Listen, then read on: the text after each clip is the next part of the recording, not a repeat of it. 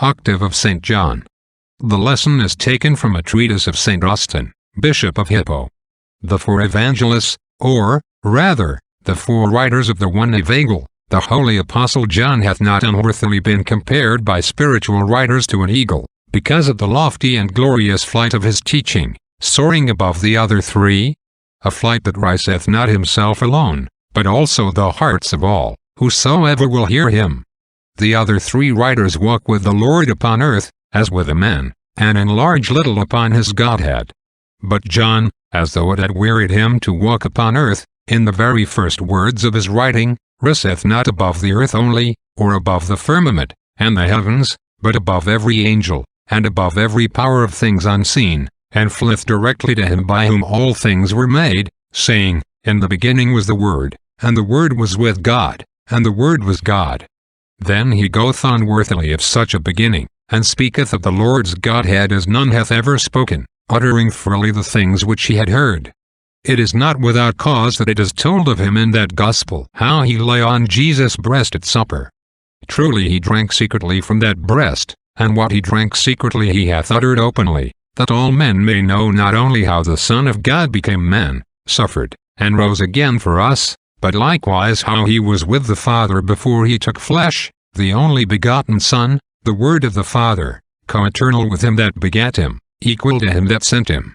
John is an eagle that soareth up to the things that are not made, and fixeth his eye unquailing upon the secret and eternal light.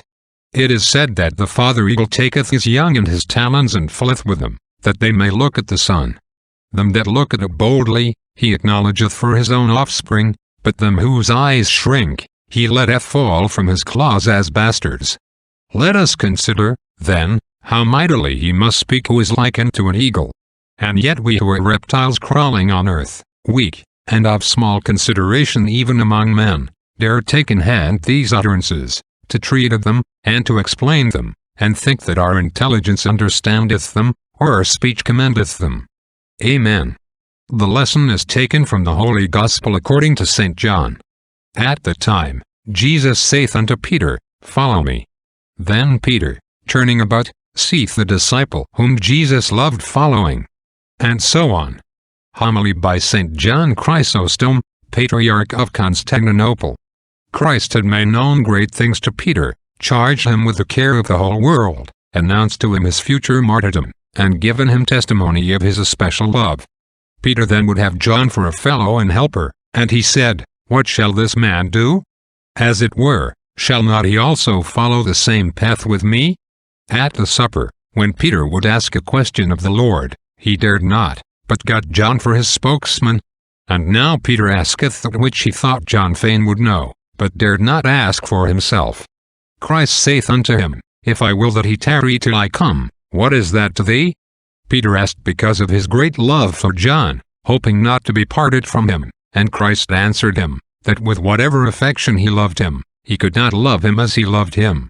If I will that he tarry till I come, what is that to thee? Let us learn from these words, by the teaching of Christ, neither to chafe, nor to inquire too curiously, where the will of God is concerned. For when Peter would be still asking, the Lord at length checked him in these words for his continued curiosity. Then went this saying abroad among the brethren, that disciple should not die. Yet Jesus said not unto him, He shall not die. But, if I will that he tarry till I come, what is that to thee? That is, he would not have it thought that he had disposed of them both in the same way. He spoke thus that he might check the untimely motion of affection, and the desire to continue the old companionship. The apostles were about to take in charge the whole earth, and it behoved them no more to continue together, lest the world should suffer. Therefore the Lord saith to Peter, Thou hast received thy task. Bend thyself to it, and do it. Work and fight. What is it to thee if I will that he tarry here? Turn thou to thine own appointed labor and finish it. Amen.